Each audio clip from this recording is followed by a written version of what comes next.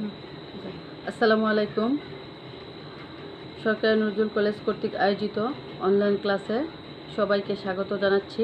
আমি মাহবুবা খাতুন, প্রভাষক, অর্থনীতি, সরকারি নজরুল কলেজ, ত্রিশাল, ময়মনসিংহ। সুপ্রিয় একাদশ ও দ্বাদশ শ্রেণীর শিক্ষার্থীরা, আশা করি তোমরা সকলেই সুস্থ আছো, নিরাপদে আছো। আমিও আল্লাহর অশেষ মেহেরবানিতে ভালো আছি, আলহামদুলিল্লাহ।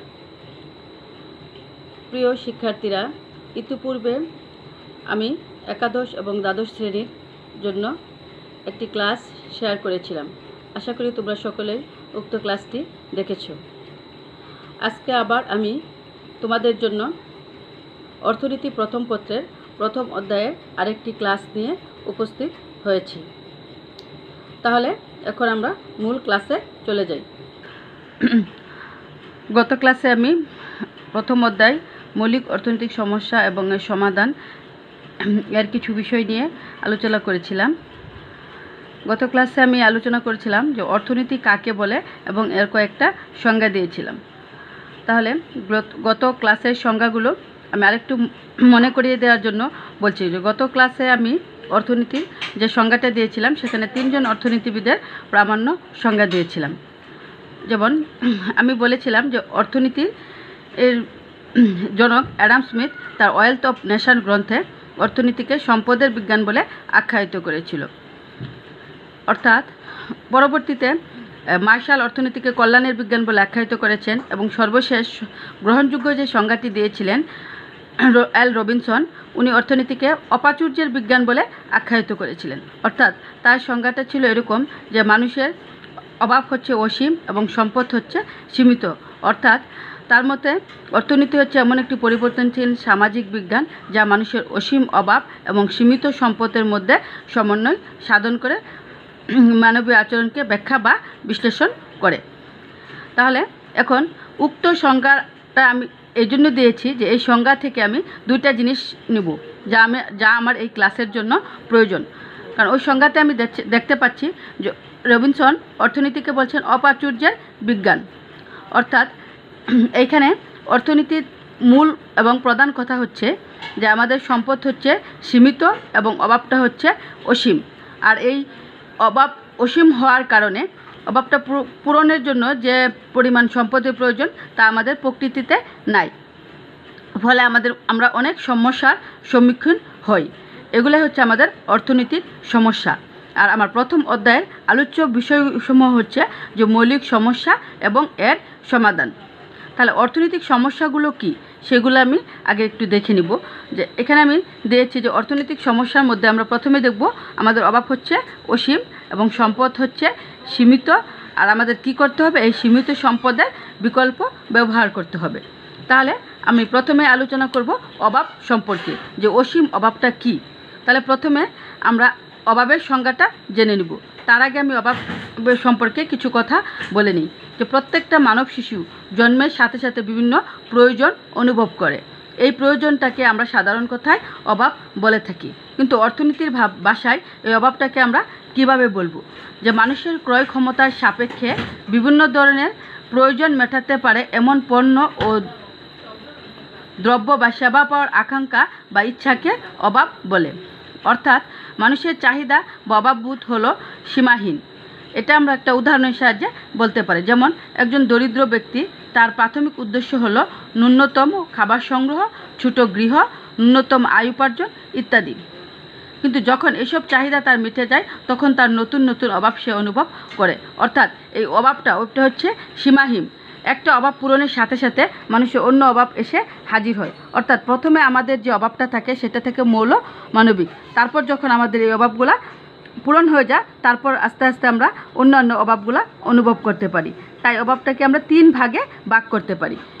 আমরা এখানে খেয়াল করতে পারি যে অভাবটাকে তাহলে কয়টা ভাগে ভাগ করা যায়। একটা হচ্ছে প্রয়োজনীয় অভাব, আরামপ্রদ অভাব, আর একটা হচ্ছে বিলাস দ্রব্যের অভাব। প্রয়োজনীয় অভাবটা কি? অর্থাৎ আমাদের জীবন ধারণের জন্য একান্ত। এখন প্রথম যে আমার অভাবটা ছিল যে প্রয়োজনীয় অভাবটা, আমি বলছিলাম যে জীবন ধারণের জন্য যে অভাবটা বিশেষভাবে প্রয়োজন সেটা হচ্ছে আমাদের প্রয়োজনীয় অভাব। যেমন মৌলমানবিক চাহিদা, মানুষের অন্ন, বস্ত্র, বাসস্থান, শিক্ষা, চিকিৎসা ইত্যাদির জন্য যে সকল অভাবটা প্রয়োজন, সেটাই হচ্ছে আমাদের প্রয়োজনীয় অভাব। তাহলে প্রয়োজনীয় অভাব হচ্ছে জীবন ধারণের জন্য প্রয়োজন, দক্ষতার জন্য প্রয়োজন এবং অভ্যাসজনিত প্রয়োজন। এগুলো হচ্ছে আমার প্রয়োজনীয় অভাব।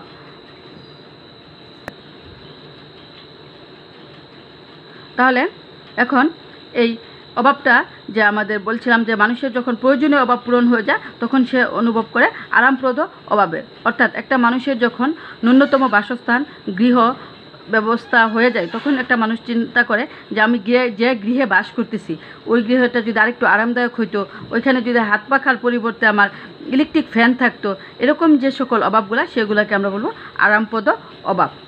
তারপর আছে বিলাসদ্রব্যের অভাব। যখন একজন মানুষ প্রয়োজনীয় এবং আরামপ্রদ অভাব পূরণ করে ফেলে তখন সে অনুভব করে যে একটু উন্নত জীবনযাপনের অর্থাৎ বিলাসী জীবনযাপনের চেষ্টা করা। সেই ক্ষেত্রে তার যে জিনিসগুলো অভাব সে অনুভব করে, যেমন রেফ্রিজারেটর, এসি, দামি শাড়ি, দামি গহনা ইত্যাদি। এজন্য বলা হয়ে থাকে যে মানুষের অভাবটা হচ্ছে অসীম আর আমাদের সম্পদটা হচ্ছে সীমিত।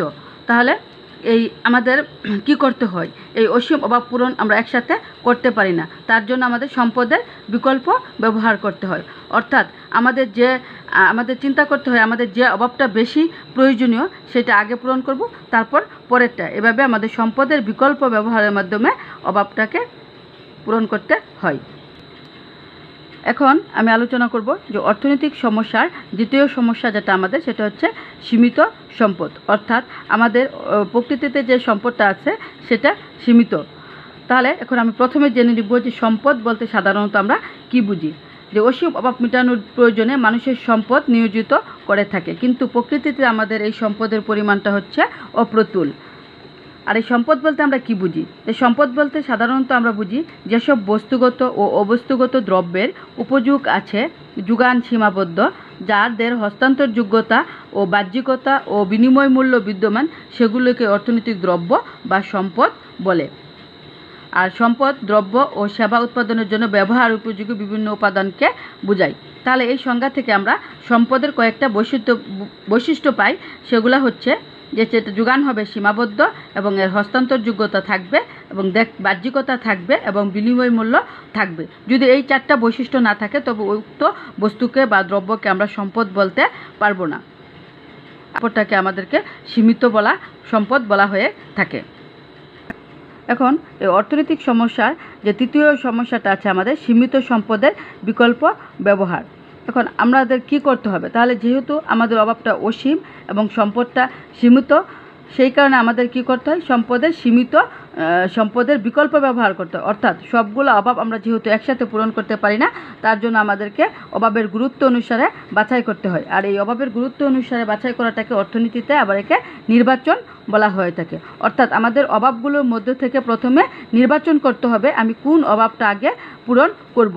কারণ আমাদের অভাবটা হচ্ছে তিন ধরনের, একটা হচ্ছে প্রয়োজনীয়, একটা হচ্ছে আরামপ্রদ, আর একটা হচ্ছে বিলাসদ্রব্যের। তাহলে সেই ক্ষেত্রে যেহেতু আমাদের সম্পদটা সীমিত, আমাদের বিকল্প ব্যবহারটা কিভাবে করতে হবে? প্রথমে আমাদের প্রয়োজনীয় অভাবটাকে পূরণ করতে হবে, তারপর চিন্তা করতে হবে যে যদি আমাদের প্রয়োজনীয় অভাবটা পূরণ হয়ে যায় সেক্ষেত্রে আমি আরামপ্রদ অভাবের কথা চিন্তা করব। যখন আমার আরামপ্রদ অভাব পূরণ হয়ে যাবে তারপর আমি বিলাস জাতীয় দ্রব্যের অভাব পূরণের চেষ্টা করব। এটাই হচ্ছে সীমিত সম্পদের বিকল্প ব্যবহার। এখন আমি আলোচনা করব যে অর্থনৈতিক সমস্যার প্রকৃতি বিশ্লেষণের ভিত্তিতে যে আমাদের সমস্যাটাকে আর কি হতে পারে। এখানে আমাদের দুই ধরনের সমস্যা হতে পারে, একটা হচ্ছে দুষ্প্রাপ্যতা আর হচ্ছে নির্বাচন। আর এটা হওয়ার কারণ হচ্ছে আমাদের প্রকৃতিতে অভাব পূরণের জন্য সীমিত সম্পদ। এখন এই সীমিত সম্পদটাকে আবার দুষ্প্রাপ্যতা বলা হয়ে থাকে। তাহলে এখন আমরা জেনে নিব যে দুষ্প্রাপ্যতা বলতে কি বুঝি। দুষ্প্রাপ্যতা মানব জীবনের প্রত্যাশা, অভাব, চাওয়া, আকাঙ্ক্ষা অসীম, কিন্তু এই অসীম অভাব পূরণের ক্ষমতা তথা সম্পদ হচ্ছে সীমিত। তাই সকল প্রকার অর্থনৈতিক সমস্যার মূলে আছে সম্পদের স্বল্পতা বা দুষ্প্রাপ্যতা। দুষ্প্রাপ্যতা বলতে বোঝায় মানব জীবনের অসীম সমস্যা বা অভাব পূরণের জন্য সীমিত সম্পদ ও অপ্রচুর বা দুষ্প্রাপ্যতা। অর্থাৎ একজন মানুষের যেহেতু অভাবটা অনেক বেশি থাকে, কিন্তু এই অভাব পূরণের জন্য সম্পদের যে স্বল্পতা, এই স্বল্পতাটাকেই বলা হয়ে থাকে দুষ্প্রাপ্যতা।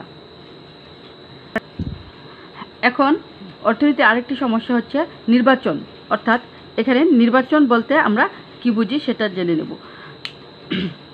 সাধারণত নির্বাচন এখানে অর্থনীতিতে নির্বাচন বলতে আমরা বুঝবো চয়েস, যে চয়েস মানে নির্বাচন হচ্ছে যে সিলেকশন করা, অর্থাৎ নির্বাচন হচ্ছে যে আমাদের যেহেতু অভাবটা অসীম, অর্থাৎ সম্পদটা সীমিত, তাই আমাদের কি করতে হয়, অভাবগুলোর মধ্যে থেকে নির্বাচন করতে হয়। অর্থাৎ অভাবগুলোর মধ্যে থেকে আমাকে চিন্তা করতে হবে যে কোন অভাবটা আমি আগে পূরণ করব। অভাবের গুরুত্ব অনুসারে বাছাই করাটাকেই অর্থনীতিতে নির্বাচন বলা হয়ে থাকে। অর্থাৎ আমাদের যে 3 ধরনের অভাব আছে, প্রয়োজনীয় অভাব, আরামপ্রদ অভাব এবং বিলাসজাতীয় অভাব, এই 3টা অভাবের মধ্যে গুরুত্ব অনুসারে বাছাই করার যে প্রক্রিয়াটা, সেটাকেই বলা হয়ে থাকে নির্বাচন।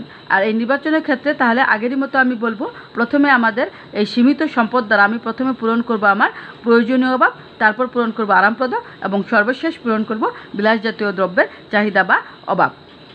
এখন অধ্যাপক P.A. স্যামুয়েলসন এর মতে মৌলিক সমস্যাগুলো কি একটু আমরা দেখে নিব। এখন অধ্যাপক এতক্ষণ যাবৎ আমরা যে অর্থনৈতিক সমস্যাসমূহ আলোচনা করলাম, সেক্ষেত্রে অধ্যাপক P.A. স্যামুয়েলসন অর্থনীতিকে 3টা সমস্যা সে সম্মুখীন হয় বা 3টা সমস্যার কথা সে বলেছেন। সেই সমস্যাগুলো কি? ওনার মতে প্রথম যে সমস্যা সেটা হচ্ছে কি এবং কতটুকু উৎপাদন করা হবে। 2 নম্বর সমস্যাটা হচ্ছে কি উপায়ে উৎপাদন করা হবে এবং 3 নম্বর সমস্যাটা হচ্ছে কার জন্য উৎপাদন করা হবে। এই কি এবং কতটুকু উৎপাদন করা হবে, কি উপায়ে উৎপাদন করা হবে এবং কার জন্য করা হবে, এই সমস্যা 3টা আমরা আগামী ক্লাসের চিত্রসহ বিস্তারিত আলোচনা করব। অর্থনীতিতে মৌলিক বিষয়ের আরেকটা জিনিস হচ্ছে দ্রব্য। এখন এই অর্থনীতিতে এই দ্রব্যটাকে আমরা 2টা ভাগে ভাগ করতে পারি। একটা হচ্ছে অর্থনৈতিক দ্রব্য, আরেকটা হচ্ছে মুক্ত দ্রব্য। তাহলে আমরা অর্থনৈতিক দ্রব্য বলতে কি বুঝি এবং মুক্ত দ্রব্য বলতে কি বুঝি সেটা একটু জেনে নেব। যে অর্থনৈতিক দ্রব্যের সংজ্ঞাটা হচ্ছে এরকম, যে স্বল্প সম্পদ হতে যে স্বল্প দ্রব্য প্রস্তুত করা হয় তাকে অর্থনৈতিক দ্রব্য বলে।